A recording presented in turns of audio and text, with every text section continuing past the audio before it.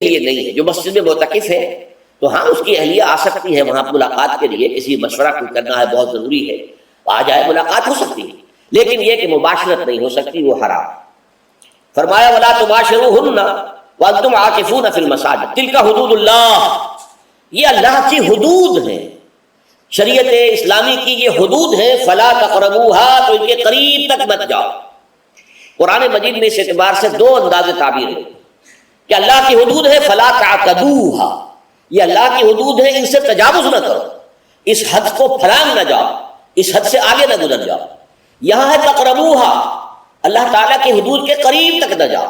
اس کی وجہ ایک حدیث میں بیان کر دی گئی ہے کہ جیسے ہر بادشاہ کی ایک چراگاہ ہوتی ہے، وہ صرف شاہی جو بھی ہیں جانور ہیں ان کے، یا گھوڑے ہیں یا کوئی اور ہے، ان کے چرنے کے لیے ہے، وہاں پہ کوئی رعایت کا کوئی آدمی اپنی بھیڑ بکریاں وغیرہ نہیں لے جا سکتا۔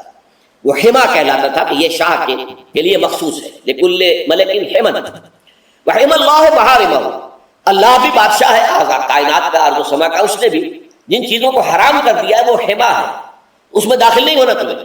تو فرمایا کہ جو چرواہا اپنی بھیڑوں کو بالکل اس کی آخری حد تک لے جائے گا تو اندیشہ ہے کہ کوئی بھیڑ کوئی بکری چھلانگ لگائے اور اس چراگاہ میں داخل ہو جائے۔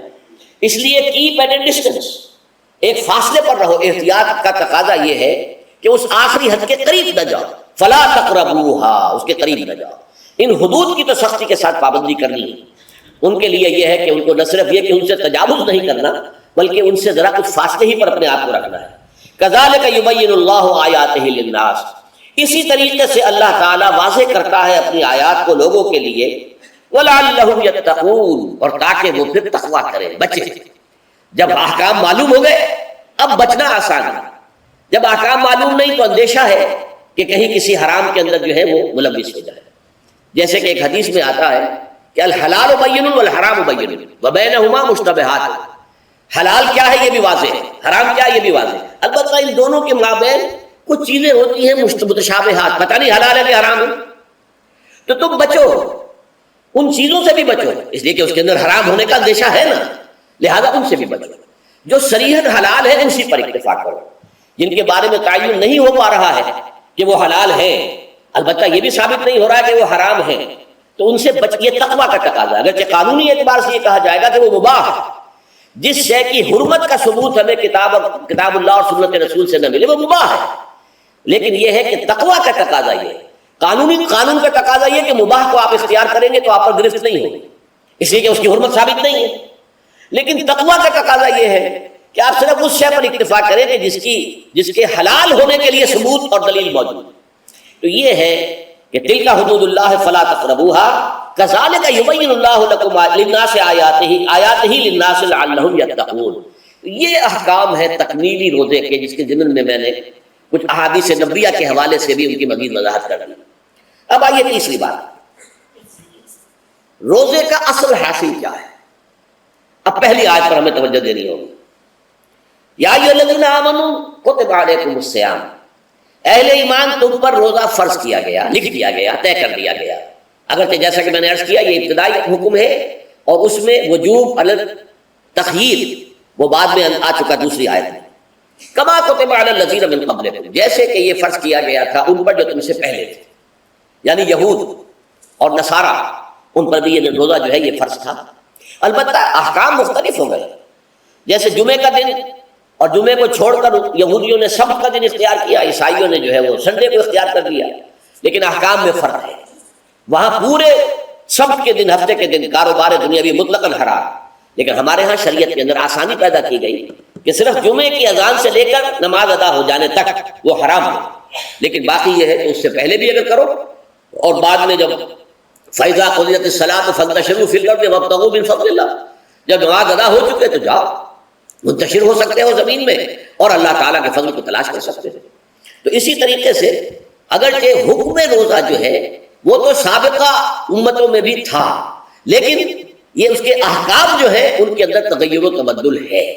کتب علیکم الصیام کما کتب علی الذین من قبلکم لعلکم تتقون، تاکہ تمہارے اندر تقویٰ پیدا ہو جائے۔ اب یہ ہے حکمت صوم کی پہلی آیت۔ تقویٰ کسے کہتے ہیں؟ بچنا۔ کس چیز سے بچنا؟ اللہ نے جو چیزیں حرام کی ان سے بچنا۔ اللہ کے احکام کو توڑنے سے بچنا۔ دیکھیے یہ لفظ جو ہے اس کا مادہ ہے وا قاف اور یا، وقا۔ وقا یقی کے معنی ہے کسی کو بچانا۔ ہم دعا مانگتے وقنا عذاب النار، اے اللہ ہمیں آگ کے عذاب سے بچا لے۔ لیکن اتقا، ارتقا بنتا ہے باب افتعال، واو تے میں شامل ہو گئی تو اتقا، اور اسی سے تقوی ہے۔ تقوی کے معنی کیا ہے؟ بچنا، خود بچنا۔ وقا یقی دوسرے کو بچانا، بچنا اللہ کے احکام کو توڑنے سے، اللہ کی حرام کردہ چیزوں میں ملوث ہونے سے، اللہ کے غضب سے، غصے سے، اللہ کی ناراضگی سے، اور آخرت میں اللہ کے عذاب سے۔ یہ بچنے کی روش ہے، پوری زندگی میں بھی اس کو جاری رکھو۔ یہ تقوی زندگی میں کیا ہوگا؟ اللہ کے احکام کو توڑنے سے بچنا، اللہ کی حرام کردہ چیزوں میں ملوث ہو جانا، ان کا استعمال کرنا، کھانے پینے سے متعلق ہو یا وہ شہوت سے متعلق ہو یا کسی اور چیز سے متعلق ہو، اس سے بچنا۔ اور یہ بچنا جو ہے آخرت میں نتیجہ خیز ہوگا، جہنم سے بچاؤ ہو جائے گا، آگ کے عذاب سے نجات مل جائے گا۔ اچھا روزے کا اس سے تعلق کیا ہے یہ سمجھ لیجیے۔ دیکھیے ہمارے گناہوں کا سب سے بڑا سبب ہمارے نفسانی تقاضے۔ ہم ایک حیوان بھی ہیں اور حیوان سے بڑھ کر بھی کچھ ہے، وہ میں بعد میں عرض کروں گا، لیکن حیوان تو ہے۔ جیسے ہر حیوان کو کچھ خوراک کی ضرورت ہے، ہمیں بھی ضرورت ہے۔ ہر حیوان کو بقائے نسل کا معاملہ جنسی ہے، وہ ہمارا بھی ہے۔ ہر حیوان کو کوئی نہ کوئی سر چھپانے کی جگہ چاہیے، کوئی گھونسلہ ہو، کوئی کھو ہو، کوئی بل ہو، کچھ بھی ہو، کچھ تو چاہیے آخر۔ اسی طریقے سے ہمارے سارے تقاضے، حیوانات کو بھی آرام چاہیے، ہمیں بھی آرام چاہیے۔ یہ حیوانی تقاضے جو ہیں، جن کو ہم کہیں گے اینیمل انسٹنکٹس، ہمارے وجود کے اندر ہیں، اور ان کا تقاضا ہمارے اندر سے ابھرتا ہے۔ اسی کو اڈ اینڈ لیبیڈو کہا ہے فرائڈ نے۔ جدید نفسیات کا بابا آدم جو ہے وہ فرائڈ، اس نے اسے اڈ اور لب سے تعبیر کیا، اس سے اوپر سیلف کو لایا ہے، اور اس کے بعد جو ہے وہ سپر ایگو ہے۔ تو یہ تین درجے اس نے متعین کیے ہیں، اور میں اس کی دقت نظر، ایکیوٹی آف آبزرویشن کا بہت قائل ہوں۔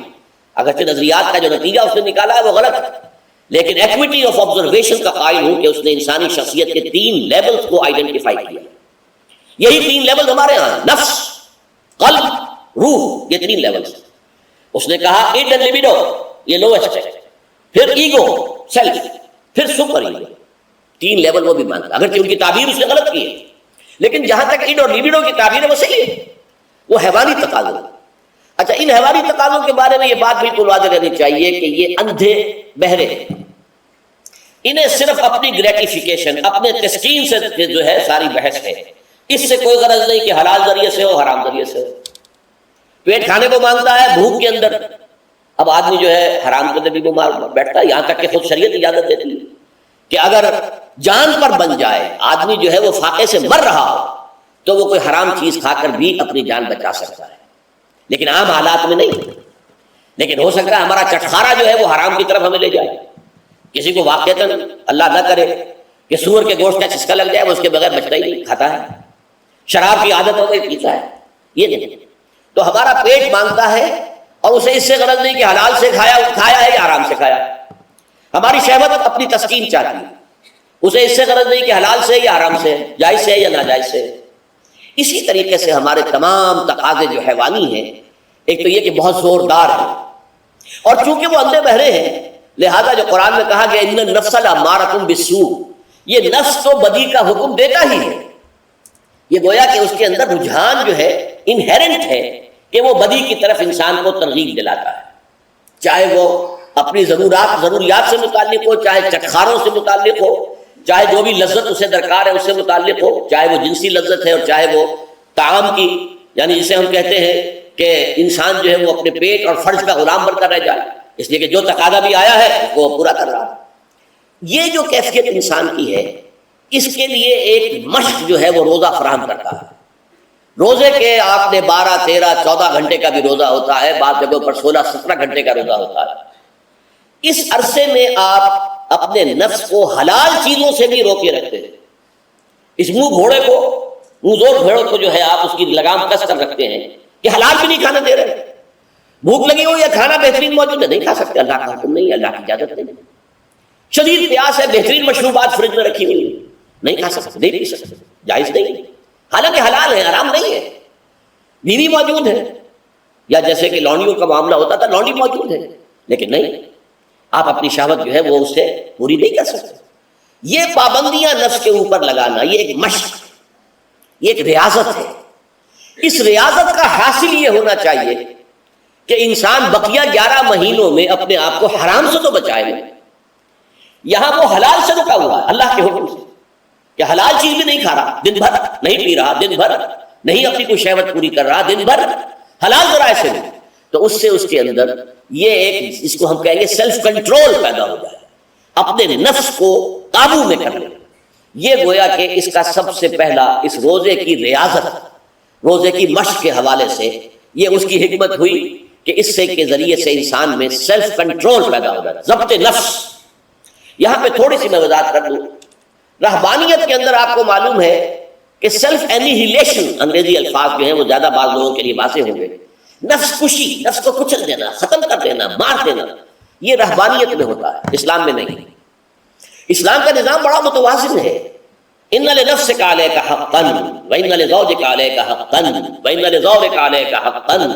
حضور نے فرمایا دیکھو تمہارے نفس کا بھی تم پر حق ہے، اسے مناسب حد تک آرام دینا بھی تمہارے ذمے ہے، اسے غذا بہم پہنچانا بھی تمہارے ذمے ہے۔ فرق صرف کیا ہے، حلال سے ہو حرام سے نہ ہو۔ اس کی شہوت کو پورا کرنا بھی تمہارے ذمے ہے، فرق صرف کیا ہے، جائز راستے سے ہو حرام سے نہ ہو۔ اس کا نام ضبط نفس ہے، سیلف اینیہیلیشن، نفس کو کچل دینا۔ یہ جو تپسیاں جو ہیں ہندو سادھو کرتے رہے ہیں، اور جو سب سے زیادہ معاملہ جو ہے وہ جو راہب ہوتے تھے حضرت مسیح علیہ السلام کے پیروکاروں میں، انہوں نے تاریخ کے اندر جو مثالیں دی ہیں اس کا جو ہے اندازہ کرنا مشکل ہو جاتا ہے کہ کس درجے وہ لوگ اپنے نفس کو کچل دیتے ہیں، جس کا قرآن مجید میں سورہ حدید میں ذکر بھی ہے۔ اکثر لوگ تو پابندی نہیں کر سکتے تھے، اپنے اوپر پابندیاں لگانے کے بعد غلط راستوں پر بھی چل پڑتے تھے، لیکن جو لوگ ان پابندیوں کو نبھاتے تھے وہ کس انتہا تک جاتے تھے۔ کبھی آپ جو ہے ہسٹری آف کرسچن موناسٹیسزم پر جو تاریخی کتابیں لکھی گئی ان کو پڑھیں تو اندازہ ہو۔ مولانا مودودی نے تفہیم القرآن میں